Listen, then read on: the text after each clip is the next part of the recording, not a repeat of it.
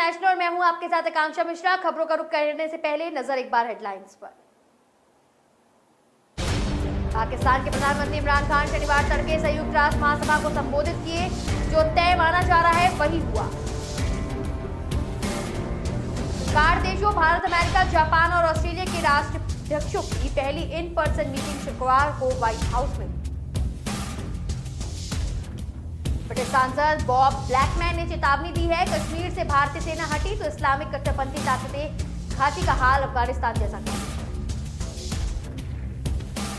पाकिस्तान के प्रधानमंत्री इमरान खान ने संयुक्त राष्ट्र महासभा में दिए संबोधन में भी कश्मीर राग अलापा है। इमरान ने कहा कि दक्षिण एशिया में स्थायी शांति राज जम्मू कश्मीर विवाद के समाधान पर निर्भर है। और भारत ने शुक्रवार को 56 C-295 ट्रांसपोर्ट एयरक्राफ्ट की खरीद के लिए स्पेन की एयर डिफेंस एंड स्पेस के साथ करार किया है। करीब 30,000 करोड़ रुपए में ये खरीद। तो खबरों को जानेंगे विस्तार से। बता दें कि UNGA में पाक की बौखलाहट। पाकिस्तान के प्रधानमंत्री इमरान खान शनिवार तड़के संयुक्त राष्ट्र महासभा को संबोधित कर चुके हैं। जो भी तय किया गया था, जो माना जा रहा था वही हुआ है। इमरान ने कश्मीर और अफगानिस्तान पर ही भाषण का फोकस रखा है। आरोप लगाया कि कश्मीर में एकतरफा कदम उठाकर भारत ने जबरिया कब्जा कर लिया है। इमरान के इस बयान पर भारत ने करारा जवाब दिया है। संयुक्त राष्ट्र में भारतीय डिप्लोमेट स्नेहा दुबे ने कहा कि पूरा जम्मू कश्मीर और लद्दाख हमेशा से भारत के अभिन्न हिस्से हैं और रहेंगे।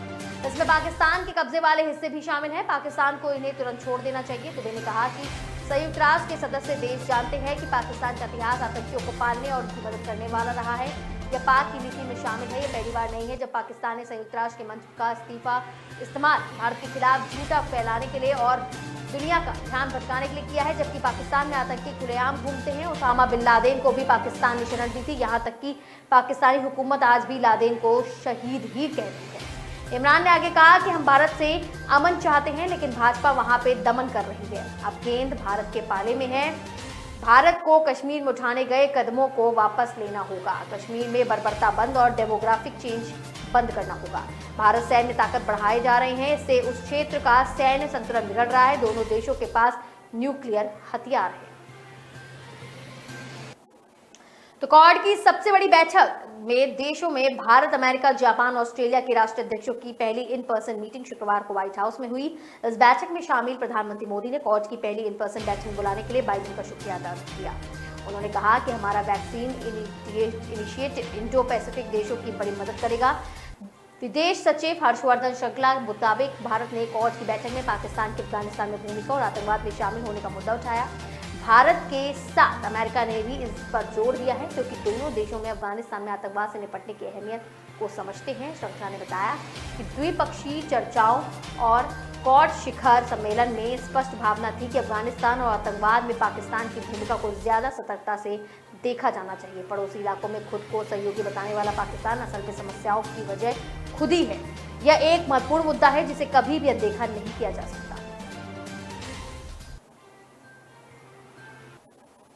तो क्वाड देशों भारत, अमेरिका, जापान और ऑस्ट्रेलिया के राष्ट्राध्यक्षों की पहली इन पर्सन मीटिंग शुक्रवार को व्हाइट हाउस में हुई। इस बैठक में शामिल प्रधानमंत्री मोदी ने क्वाड की पहली इन पर्सन बैठक बुलाने के लिए बाइडेन का शुक्रिया अदा किया ही। उन्होंने कहा कि हमारा वैक्सीन इनोवेशन इंडो पैसिफिक देशों के लिए बड़ी मदद करेगा। बीमारी से लड़ रही है, हम एक बार फिर मानवता के कल्याण के लिए साथ आए हैं। अमेरिका के प्रधानमंत्री जो बाइडेन बोले, मैं प्रधानमंत्री मॉरिसन, मोदी और सुगा का व्हाइट हाउस में हो रही पहली इन पर्सन क्वाड बैठक में स्वागत करता हूं। यह लोकतांत्रिक देशों का समूह है जिनके हित एक है। चारों देश इस समय एक जैसी चुनौतियों का सामना कर रहे हैं। हम एक स्वतंत्र और खुले हिंद प्रशांत क्षेत्र में विश्वास करते हैं। वैक्सीनेशन के इनिशिएटिव को लेकर हमारा प्लान ट्रैक पर है। हम भारत में 1 बिलियन डोज का जल्द उत्पादन करेंगे ताकि ग्लोबल सप्लाई बेहतर हो सके। 6 महीने पहले हमने फ्री इंडो पैसिफिक के एजेंडे पर काम करना शुरू किया था। आज बताते हुए खुशी हो रही है कि हम इस रास्ते पर काफी आगे बढ़ गए हैं। बाइडेन ने नई क्वाड फेलोशिप का ऐलान किया है। यह भारत, ऑस्ट्रेलिया और जापान के छात्रों को मिलेगी।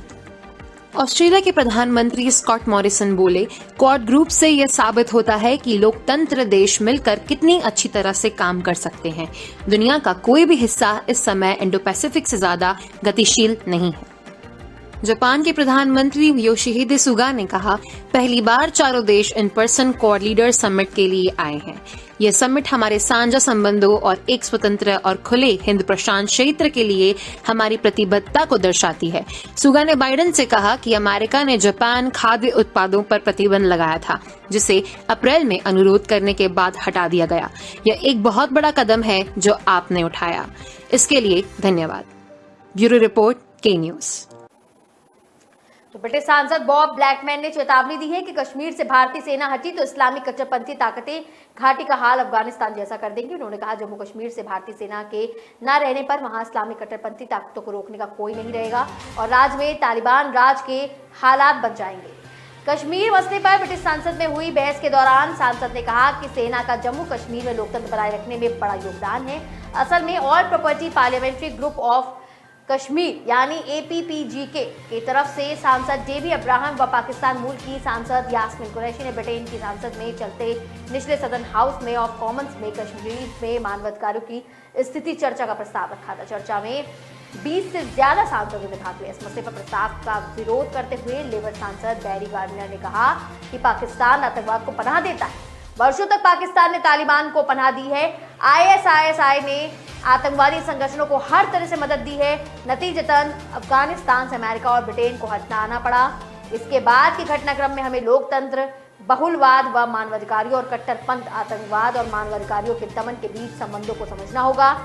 JB अब्राहम व APPGK पिछले बड़े वर्ष से विवादों में फंसे हुए थे और जब इस बात का खुलासा हुआ तो उस गुट को पाकिस्तान आने के लिए पाक सरकार से करीब 30 लाख रुपए मिले थे। फरवरी में 2020 में अब्राहम को भारत ने दुबई से दिल्ली आते वक्त वैध पासपोर्ट न होने की वजह से एयरपोर्ट से वापस लौटा दिया था। तो पाकिस्तान के प्रधानमंत्री इमरान खान ने संयुक्त राष्ट्र महासभा में दिए संबोधन में भी कश्मीर राग अलापा है।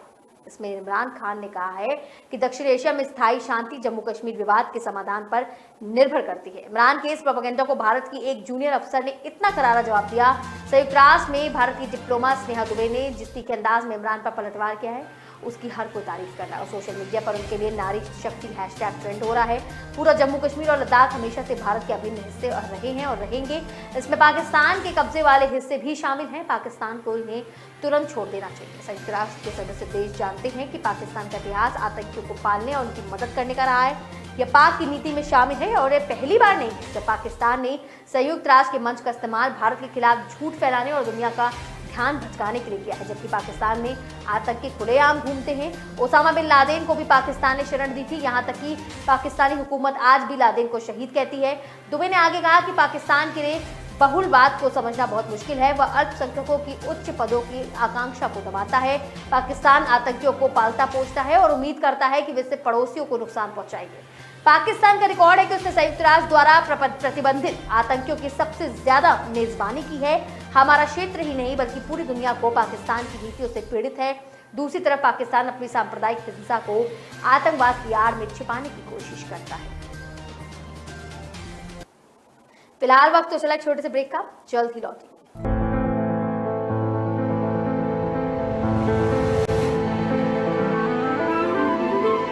As you bite in, the soft chocolate shell cracks open to let creamy, velvety mousse flow.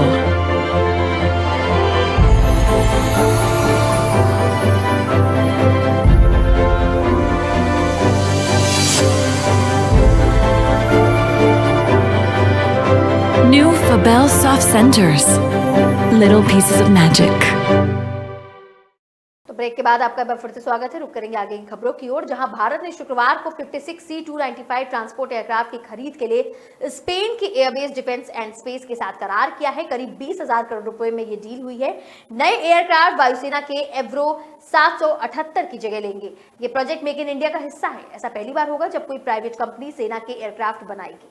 8 सितंबर को प्रधानमंत्री की अध्यक्षता में हुई कैबिनेट की सिक्योरिटी कमेटी की मीटिंग में इन एयरक्राफ्ट को खरीदने की मंजूरी मिली थी। भारत स्पेन से कुल 56 C-295 एयरक्राफ्ट खरीदेगा। इसमें से 16 स्पेन से रेडी टू फ्लाई कंडीशन में आएंगे। बाकी 40 का निर्माण देश में ही होगा। देश में बनने वाले एयरक्राफ्ट को टाटा एडवांस सिस्टम्स बनाएगी। इसमें टाटा को एयरबेस डिफेंस एंड स्पेस में मदद मिलेगी। टाटा ट्रस्ट के चेयरमैन रतन टाटा ने डील फाइनल होने पर airbase defence, Tata advance system limited और भारत की डिफेंस मिनिस्ट्री को बधाई दी है। उन्होंने इसे देश के एविएशन और एवियोनिक्स प्रोजेक्ट के लिए महान कदम बताया। वहीं एयरबेस डिफेंस के सीईओ माइकल शेलहॉर्न ने कहा कि इससे भारत के एयरस्पेस इकोनॉमिक सिस्टम का विकास होगा।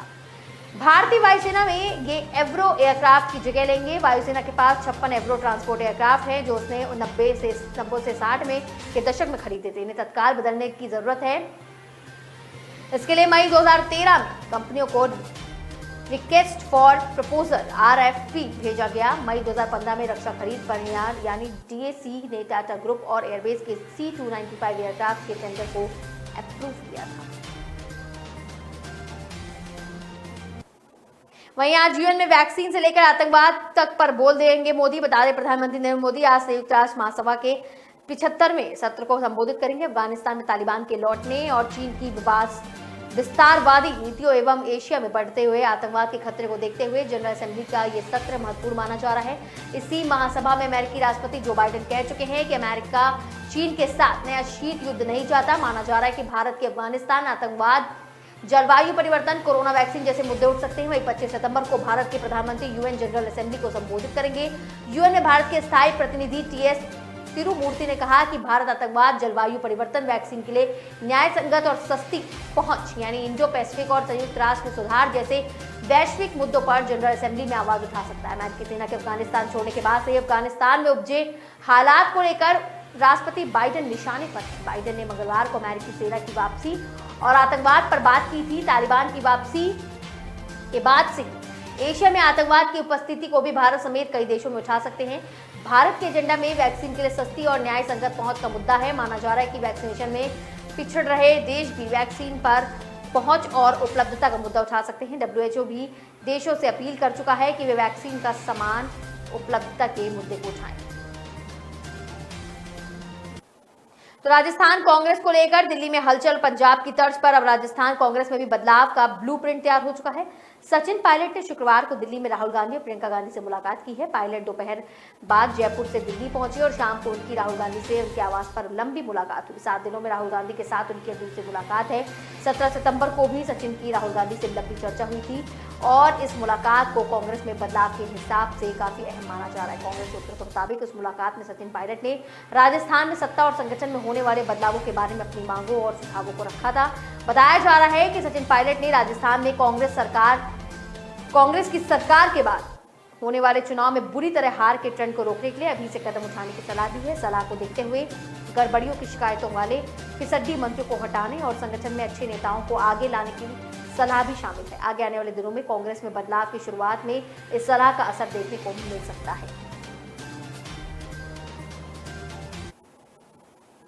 तो इस तरीके से सचिन पायलट ने प्रियंका गांधी से लगातार संपर्क भी किया। शुक्रवार को पायलट राहुल के साथ प्रियंका गांधी से भी मिले और पायलट को जल्द संगठन में जिम्मेदारी दी जा सकती है।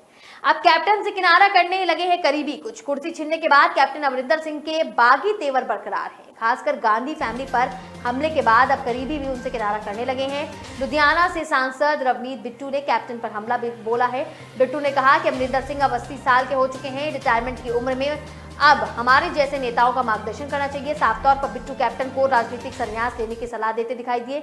बिट्टू ने कहा कि कैप्टन अमरिंदर सिंह जब पार्टी के प्रधान व CM बने तो राहुल गांधी कांग्रेस अध्यक्ष व प्रियंका गांधी महासचिव थी। उन्होंने ही कैप्टन को राज करने का मौका दिया। 45 साल वह गांधी फैमिली की अगुवाई में कांग्रेस में रहे।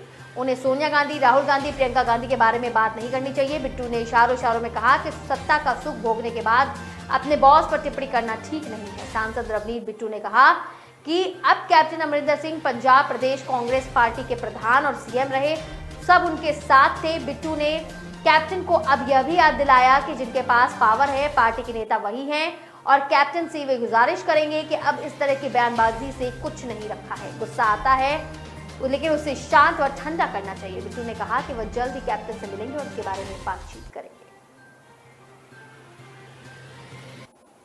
तो दिल्ली के रोहिणी कोर्ट में परिसर में शुक्रवार को गैंगवार हुआ। बदमाशों ने दिल्ली के most wanted gangster Jitendra Gogi, जिनकी उम्र 30 साल की है, गोली मारकर उनकी हत्या कर दी। इस गैंगवार में गोगी समेत कुल 3 लोग भी मारे गए। फायरिंग में 3 से 4 लोग घायल हुए।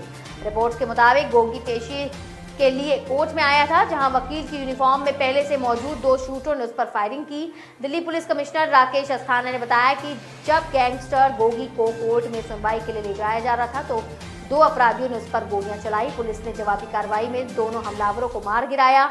उसमें से एक हमलावर पर 50,000 रुपए का इनाम भी था। वकील ललित कुमार ने बताया कि हमलावर वकील की ड्रेस में आए थे। उन्होंने गोगी को लगातार 3 गोलियां मारी। गोगी की सुरक्षा में जो दिल्ली पुलिस के लोग थे उन्होंने 25 से 30 गोलियां चलाई। इससे अपराधियों की घटनास्थल पर ही मौत हो गई। गोगी की मौत अस्पताल में हुई। ललित कुमार ने यह भी बताया कि घटना गोगी के मामले की जांच की सुनवाई के दौरान हुई है। जज, स्टाफ और वकील भी मौजूद थे। सुनने में आया कि हमारी एक इंटर्न के पैर में भी गोली लगी है। घटना आज लगभग 1-1:30 बजे की है। सुबह ठीक से चेकिंग नहीं हो पाती है, बहुत बड़ी लापरवाही है। जितेंद्र उर्फ गोगी पिछले 2 साल से तिहाड़ जेल में बंद था। शुक्रवार को उसे पेशी के लिए लाया गया था। इस दौरान रोहिणी कोर्ट परिसर में पहले से घात लगाए बैठे 2 शूटर ने उस पर हमला कर दिया। कोर्ट परिसर में हुई फायरिंग के बाद इलाके को सील कर दिया गया है। इस दौरान मची भगदड़ में एक महिला वकील भी शामिल है। फिलहाल वक्त तो चला एक छोटे से ब्रेक का, जल्द ही लौटेंगे। हम जब छोटे थे ना, हजारों कछुए आते थे इस बीच पर। हाँ, मैंने भी देखे हैं।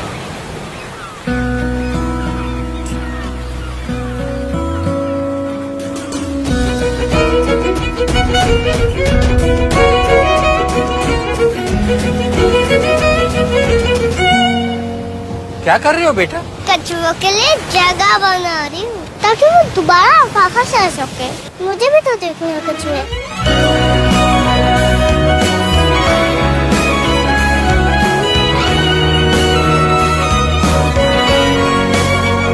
अगर कल को बदलना है तो पहले खुद को बदलना पड़ेगा। सर्फ एक्सेल में हमने भी की है एक शुरुआत खुद को बदलने की।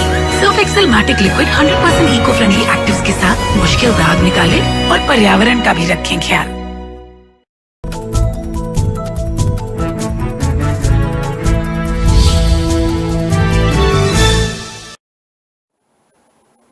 ब्रेक के बाद आपका फिर से स्वागत है। आप देख रहे हैं के न्यूज नेशनल और अब बुलेटिन की शुरुआत एक बार फिर से करेंगे। पंजाब कैबिनेट विस्तार पर confuse Congress high command. Punjab cabinet के विस्तार को लेकर हाईकमान कंफ्यूज हो गया है। 3 बार बैठक के बाद भी मंत्रियों की लिस्ट फाइनल नहीं हो सकी है। राहुल गांधी के घर शुक्रवार रात फिर 2 बजे से लेकर 4 घंटे का मंथन चला। इसमें सबसे बड़ा खतरा अब कैप्टन अमरिंदर सिंह बने हुए हैं। हाईकमान इस बात से आशंकित है कि अगर पुराने मंत्रियों को हटाया गया तो वे कैप्टन के साथ मिल सकते हैं। इससे कैप्टन का ग्रुप मजबूत हो जाएगा। नई सरकार के खिलाफ भी बगावत शुरू हो जाएगी। चुनाव में करीब 3 महीने बचे हैं। बगावत हुई तो कांग्रेस को नुकसान होना तो तय है। इसलिए बैठकों का दौर जारी है और दिल्ली में हुई बैठक में राहुल गांधी के साथ प्रियंका गांधी, हरीश रावत, अजय माकन व केसी वेणुगोपाल भी मौजूद रहे। इस बैठक में पंजाब कांग्रेस प्रधान नवजोत सिंह सिद्धू, डिप्टी सीएम सुखजिंदर रंधावा और ओपी सोनी को नहीं बुलाया गया। इस सबके बावजूद माना जा रहा है कि आज मंत्रियों की सूची फाइनल हो सकती है। चुनाव में थोड़ा समय बचा होने की वजह से कांग्रेस हाईकमान में दबाव जारी है। गुटबाजी खत्म करने के साथ जाति समीकरण साधने पर मंथन चल रहा है। सिद्धू ग्रुप चाहता है कि कैप्टन के करीबी राणा गुरमीत सोढ़ी और श्याम सुंदर अरोड़ा, गुरमीत कांगड़, साधु सिंह धर्मसोत और अरुणा चौधरी को कैबिनेट में न लाया जाए। इसमें अरुणा चौधरी चन्नी की करीबी रिश्तेदार हैं। बाकी 4 मंत्री रहे नेता कैप्टन के खासम खास। कांग्रेस हाईकमान को चिंता है कि अगर इन सभी को बाहर किया गया तो ये कैप्टन के साथ चले जाएंगे। ये इंतजार कैप्टन भी कर रहे हैं और इससे नई सरकार और खासकर सिद्धू के खिलाफ बड़ी बगावत का खाका तैयार किया जा सकेगा। देश में कोरोना संक्रमण की स्थिति में सुधार आया है, लेकिन केरल में हालात सुधर नहीं रहे हैं। केरल के चलते नए मरीजों की संख्या पिछले कुछ दिनों में 30,000 के आसपास बनी हुई है। पिछले 24 घंटों की बात करें तो देश में 31,382 नए मामले सामने आए। जिनमें से अकेले केरल की बात करें तो 17,983 केस हैं और इस दौरान देश भर में महामारी से 318 लोगों की मौत हो गई। इसमें से 127 मौतें केरल में ही हो गई हैं। केंद्रीय स्वास्थ्य मंत्रालय की तरफ से शुक्रवार सुबह 8 बजे अपडेट किए गए आंकड़ों के मुताबिक बीते एक दिन में सक्रिय मामलों में 1,500 की गिरावट दर्ज की गई है। वर्तमान में इनकी संख्या 3 लाख के आसपास आई है, जो कुल मामलों में 0.81% है। मरीजों के बढ़ने की दर मार्च के बाद से सबसे उच्चतम 96.78% पर पहुंच गई है। दैनिक संक्रमण दर 25 दिन से और साप्ताहिक संक्रमण दर 91 दिन से 3% से नीचे बनी हुई है। केरल में कोरोना संक्रमण का पर लगाम नहीं हो रहा है। केरल में शुक्रवार को कोरोना का संक्रमण 17,983 नए मामले दर्ज हुए हैं। सूत्रों की रिपोर्ट के मुताबिक केरल में बीते 24 घंटों में 127 लोगों की मौत और इससे संक्रमितों की संख्या 96 हो गई है, जबकि महामारी से 24,318 लोगों की मौत हो गई है। केरल की स्वास्थ्य मंत्री वीना जॉर्ज ने बताया कि 422 स्थानीय स्व सरकारी नियमों में 841 वार्ड हैं, जहां साप्ताहिक संक्रमण रेट 10% से ज्यादा है। पिछले 24 घंटों में 1,10,523 नमूनों की जांच की गई। तो नई राष्ट्रीय शिक्षा नीति की एक और अहम सिफारिश को शिक्षा मंत्रालय ने तेजी से आगे बढ़ा दिया है। इसमें छात्रों को पढ़ाई के साथ देश के प्रमुख ऐतिहासिक और कला संस्कृति से जुड़े पर्यटन स्थलों का भ्रमण कराया जाएगा। और बता दें कि शिक्षा मंत्रालय ने पर्यटन मंत्रालय के साथ मिलकर देश के ऐसे 100 स्थलों की सूची तैयार की जहां छात्रों को भ्रमण के लिए ले जाया जा सकेगा। इसमें सबसे अधिक 8 पर्यटन स्थल अकेले मध्य प्रदेश के हैं, जबकि उत्तर प्रदेश के 7 व बिहार के 5 पर्यटन स्थल शामिल हैं। शिक्षा मंत्रालय की इस पहल के बाद विश्वविद्यालय अनुदान आयोग UGC ने उच्च शिक्षण संस्थानों को पर्यटन स्थलों की सूची के साथ ही यह निर्देश दिया है कि वे राष्ट्रीय शिक्षा नीति की सिफारिश को ध्यान में रखते हुए छात्रों को इन स्थलों के भ्रमण का योजना बनाएं। हालांकि कोरोना प्रतिबंधों को हटने के बाद ही इस पर अमल करने का सुझाव दिया गया है। वैसे प्रधानमंत्री नरेंद्र मोदी ने घरेलू पर्यटन को बढ़ावा देने के लिए सभी लोगों से देश में कम से कम 10 पर्यटन स्थलों पर भ्रमण का सुझाव दिया है। राष्ट्रीय शिक्षा नीति के मुताबिक इस पहल से छात्र ऐसे स्थलों के इतिहास, वैज्ञानिक योगदान और परंपराओं आदि से भी परिचित हो सकेंगे जो अब तक वे किताबों में ही पढ़ते आ रहे थे। छात्रों में भारत भ्रमण की जिज्ञासा भी बढ़ेगी, साथ ही इससे पर्यटनों को बढ़ावा मिलेगा। वहीं नई पीढ़ी देश की समृद्ध विरासत, विविधता, संस्कृति, भाषा और ज्ञान से जुड़ेगी। नीति में इस पूरी मुहिम को एक नए भारत, श्रेष्ठ भारत की योजना से जोड़ने का सुझाव भी दिया गया। 17 सितंबर को समाप्त सप्ताह में देश का विदेशी मुद्रा भंडार 1.47 अरब डॉलर कम हो गया है, 639.642 अरब डॉलर पर पहुंच गया है। पर्याप्त विदेशी मुद्रा भंडार एक स्वस्थ अर्थव्यवस्था के लिए काफी महत्वपूर्ण है। यह आयात को समर्थन देने के लिए आर्थिक संकट की स्थिति में अर्थव्यवस्था को बहुत आवश्यक मदद उपलब्ध कराता है। इससे पहले भारतीय रिजर्व बैंक द्वारा जारी आंकड़ों के अनुसार 10 सितंबर 2021 को समाप्त सप्ताह में 1.34 अरब डॉलर की गिरावट हुई थी और यह 641.113 अरब डॉलर के स्तर पर पहुंच गया था। इससे पहले 3 सितंबर 2021 को सप्ताह में यह 8.895 अरब डॉलर पर 642.553 अरब डॉलर हो गया था। विदेशी मुद्रा भंडार में यह गिरावट विदेशी मुद्रा संपत्तियों में कमी आ गई है। FCA 98.2 करोड़ डॉलर घटकर 577.986 अरब डॉलर रह गई है। विदेशी मुद्रा में भंडार में यूरो, पाउंड और येन जैसी दूसरी मुद्राएं भी शामिल हैं। इस दौरान देश का स्वर्ण भंडार 96.7 करोड़ डॉलर है। अंतर्राष्ट्रीय मुद्रा कोष यानी IMF के पास मौजूदा देश के विशेष ऋण का 40 लाख डॉलर घटकर 19.434 अरब डॉलर रह गया है। मालूम हो सकता है कि अंतर्राष्ट्रीय मुद्रा कोष में अपने सदस्यों को बहुपक्षीय ऋण देने वाली एजेंसियों में उनका मौजूदा कोटा के अनुपात में समान SDR का आवंटन करता है। फिलहाल देश विदेश के बुलेटिन में मेरे साथ सिर्फ इतना ही। आगे की तमाम खबरों के लिए आप बने रहें के न्यूज़ नेशनल के साथ।